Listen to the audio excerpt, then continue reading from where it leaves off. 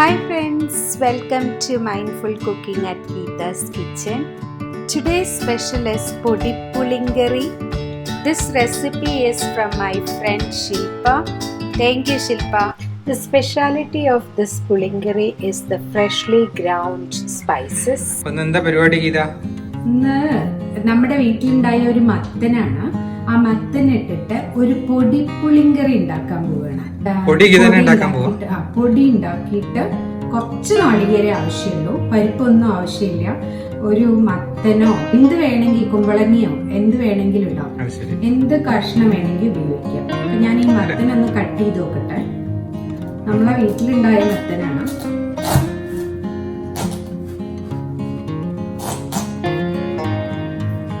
നല്ല ഉറപ്പുണ്ട്. മത്തൻ മുറിക്കുമ്പോ ഉറപ്പുണ്ടെങ്കിൽ നല്ല പൊടിയുള്ള മത്തനാവുന്ന പറയാം.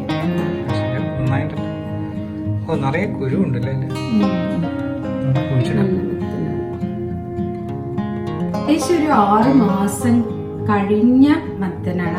6 മാസം പറിച്ചിട്ട് ഒരു 6 മാസമായിട്ടുണ്ടാവും. നമ്മൾ ഈ വീട്ടിലേക്ക് മൂവ് ചെയ്യണതിന്റെ മുന്നേ പറിച്ചതാണ്.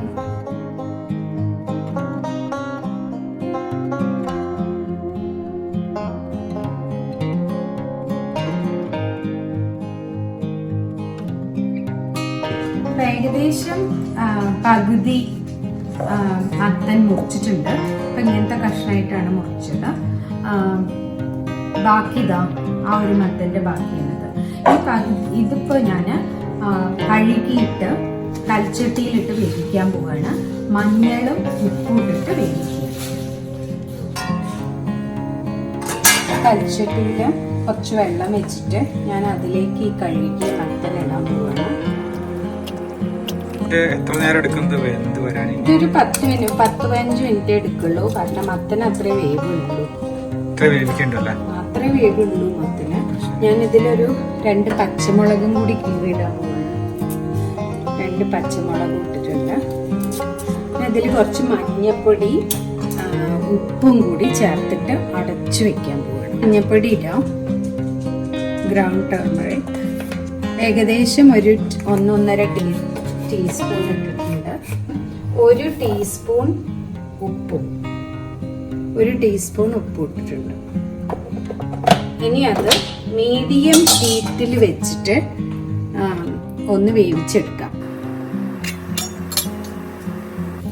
5 മിനിറ്റ് ആയിട്ടേ ഉള്ളൂ.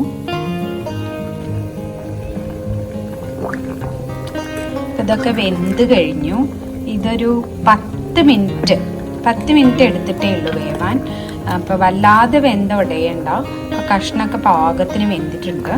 ഒരു തിളച്ച് കഴിഞ്ഞാൽ അടച്ചു വെച്ച് അടപ്പ് മാറ്റണം. കാരണം അല്ലെങ്കിൽ അത് തിളച്ച് പോകും. അപ്പം ഇത് കറക്റ്റായിട്ട് വെന്തിട്ടുണ്ട് മത്തനൊക്കെ.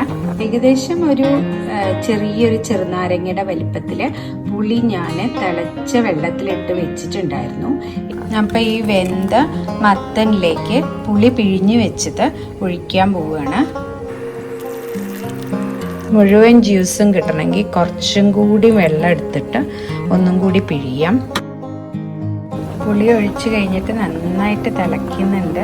2-3 മിനിറ്റ് തിളച്ചോട്ടെ, കാരണം പുളിക്കൊരു വേവുണ്ട്.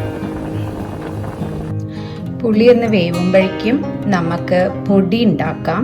2 ടീസ്പൂൺ മല്ലി, 1 ടീസ്പൂൺ ഉലുവ, ഫെനുഗ്രീക്ക്, പിന്നെ 2 ടീസ്പൂൺ അരി. സോ ഞാൻ മട്ട അരിയാണ്, റെഡ് അരിയാണ് എടുത്തത്, ചുമന്ന അരിയാണ് എടുത്തത്. ഏത് അരി വേണമെങ്കിൽ എടുക്കാം. 2 ടീസ്പൂൺ. പിന്നെ ഒരു 4-5 അങ്ങാടി മുളക് വേണം, വറ്റൽ മുളക്. പക്ഷെ എൻ്റെ അടുത്ത് മുളകില്ലായിരുന്നു, അപ്പം ഞാൻ ക്രഷ്ഡ് പെപ്പറാണ് എടുത്തത്. കുറച്ചൊരു ടേബിൾ സ്പൂൺ ക്രഷ്ഡ് പെപ്പർ എടുത്തിട്ടുണ്ട്. നിങ്ങളുടെ എരിവിനനുസരിച്ച് നിങ്ങൾക്ക് അഡ്ജസ്റ്റ് ചെയ്യാം. പിന്നെ കുറച്ച് കറി ലീവ്സ്, ഇത് വീട്ടിലുണ്ടായ കറി ലീവ്സാണ്. ഞാൻ 2 കറി ലീവ്സ് എടുത്തിട്ടുണ്ട്. ഇനി ഇതെല്ലാം കൂടി നമ്മൾ ഡ്രൈ റോസ്റ്റ് ചെയ്യാൻ പോവുകയാണ്, എണ്ണ ഇല്ലാതെ. നമുക്കിന്ന് റോസ്റ്റ് ചെയ്തെടുക്കാം സാധനങ്ങൾ പൊടിക്കുള്ളത്. ഞാൻ ആദ്യം അരി ഇടാം. 2 ടീസ്പൂൺ അരിയാണ് ഇട്ടത്. ബ്രൗൺ റൈസ് ആണോ ഇത് ഉപയോഗിച്ചത്? ഏതരി ഉപയോഗിക്കാൻ പറ്റും? ഏതരി വേണമെങ്കിൽ ഉപയോഗിക്കാം. എല്ലാം കൂടി ഒന്നിച്ചിടാം കേട്ടോ. ക്രഷ്ഡ് പെപ്പർ ആയതുകൊണ്ട് ഞാൻ കുറച്ചും കൂടി കഴിഞ്ഞിട്ടേ ഇടുന്നുള്ളൂ. ഇതൊന്ന് ഡ്രൈ റോസ്റ്റ് ചെയ്തെടുക്കുക. തീരെ എണ്ണയൊന്നും ചേർക്കണ്ട. അതിൻ്റെ ഇടയിൽ ഇതാ പുളി വെന്ത് കഴിഞ്ഞു. അപ്പം ഇനിയിപ്പോൾ ഈ പൊടി ആയി കഴിഞ്ഞാൽ അതിലേക്ക് ചേർക്കണം. ഇതിങ്ങനെ റോസ്റ്റ് ചെയ്ത് വരുന്നുണ്ട്. അപ്പം നിങ്ങൾക്ക് കാണാം ഉലുവയുടെയൊക്കെ കളറ് മാറി. അപ്പം നന്നായിട്ട് ചെറിയ ചൂടിലേക്ക് വെക്കണം.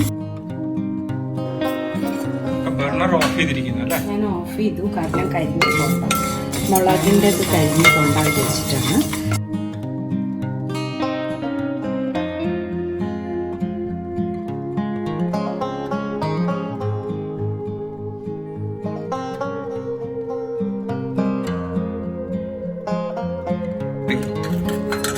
ഇതിലിപ്പം മത്തൻ നല്ല പുളിയും ഉപ്പും ഒക്കെ പിടിച്ചിട്ടുണ്ട്. പിന്നെ ചെറിയൊരു എരിവുണ്ട്, കാരണം നമ്മൾ പച്ചമുളക് ചേർത്തതുകൊണ്ട് മത്തനൊക്കെ നന്നായി വെന്തിട്ടുണ്ട്. ഇതിലേക്ക് ഞാൻ ഈ പൊടിച്ചു വെച്ച് പൊടി ഇടാൻ പോവാണ്. നല്ല ഉലുവയുടെ മണമൊക്കെ വരുന്നുണ്ട്.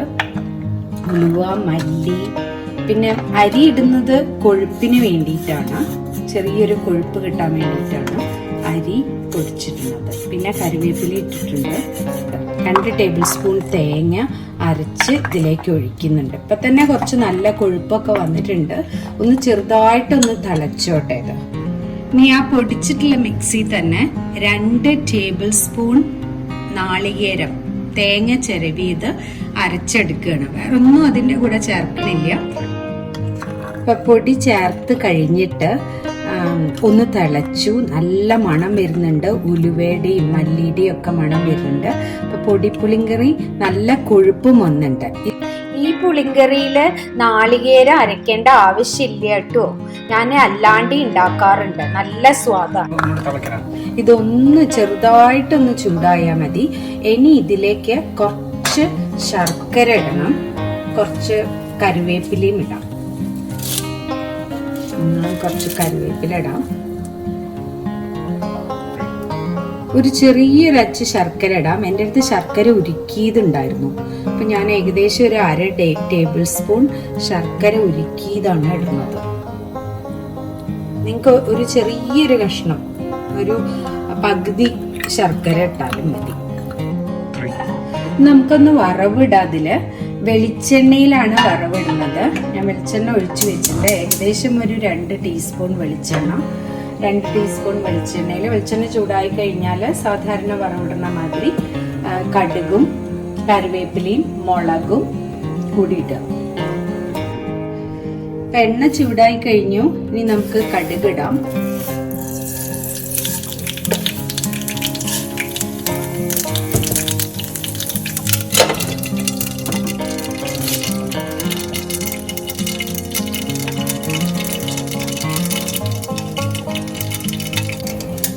കടുക് പൊട്ടിക്കഴിഞ്ഞിട്ട് ഞാനത് ഓഫ് ചെയ്തു.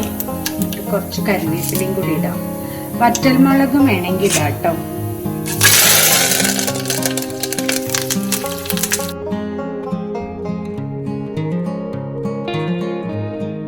ഉലുവപ്പൊടി മേലിടാം. ഉലുവ ഡ്രൈ റോസ്റ്റ് ചെയ്ത് പൊടിച്ചു വെച്ചതാണ്. അതിന് കുറച്ച് ഒന്ന് മേലിട്ട് കഴിഞ്ഞാൽ മണം കിട്ടും. നമ്മള് റൈസിന്റെ കൂടെ അല്ലേ, ചോറിന്റെ കൂടെ, നല്ല ചൂടുള്ള ചോറിന്റെ കൂടെ ഇതും ഒരു തോരനോ അല്ലെങ്കിൽ പപ്പടമോ ഒക്കെ കൂട്ടി കഴിക്കാൻ നന്നായിരിക്കും. പുളിങ്കറി റെഡിയാണ്. അതൊന്ന് ടേസ്റ്റ് ചെയ്ത് നോക്കാം. ഞാൻ ടേസ്റ്റ് ചെയ്ത് നോക്കണം. ആ, ചൂടില്ലേ? നല്ല ചൂടുണ്ട്.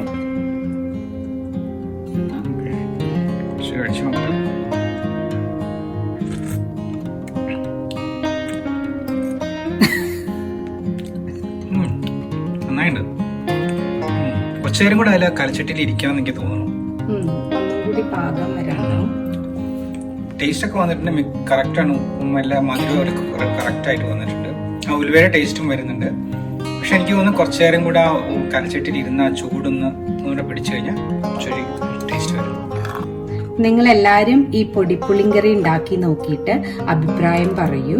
ഇതിൽ നമ്മൾ കുറേ കറിവേപ്പിൻ്റെ ഇലയും ഉലുവയും ഒക്കെ ചേർത്തുകൊണ്ട് വളരെ നല്ലതാണ്, ദഹനത്തിനും എല്ലാം നല്ലതാണ്. പിന്നെ നല്ല പുളിയും ഉപ്പും മധുരവും ഒക്കെ ഒരു ബാലൻസ്ഡ് ടേസ്റ്റാണ്. പിന്നെ ഉലുവയുടെ ചെറിയൊരു കയ്പും വരും. അപ്പം എന്തായാലും ഉണ്ടാക്കി നോക്കിയിട്ട് അഭിപ്രായം പറയും. പിന്നെ ഒരു കാര്യം പറയാൻ മറന്നു കേട്ടോ, ഇത് ഇരുന്ന് കഴിഞ്ഞാൽ കുറച്ചൊന്ന് കട്ടിയാവും. അപ്പോൾ കുറച്ച് നല്ല തിളച്ച വെള്ളം ചേർത്തിട്ട് ഒന്ന് കട്ടി കുറച്ചാൽ മതി.